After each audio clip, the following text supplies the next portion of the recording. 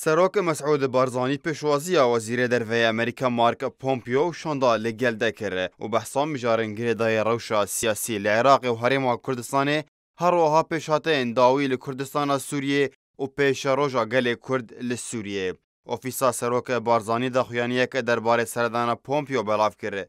تێدە دیارکردن گۆدجڤینا سەرۆکە بارزانی لەگەل پۆمپیۆدا بەحسا ناکۆکیên di navbera حکوومەتا عێراقê و هەرێما کوردستانê û rewşa siyasî li Iraqê hate kirin. Pompeo di hevdîtina xwe de bi Serok Barzanî re kêfxweşiya xwe bi karê hevbeş di navbera Amerîka û hêzên pêşmergeyên Kurdistanê anî. Got encam de gelek serkeftin lê dijî terorê bi dest xistin.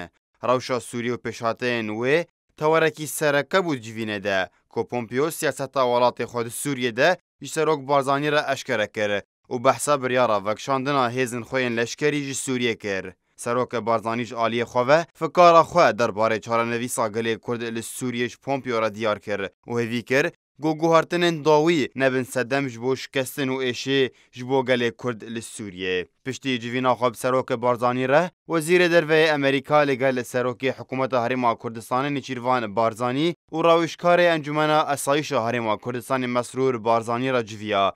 Got hate ragandin got heman civînan de behsa rewşa gelê Kurd li Kurdistana Sûriyê hate kirin.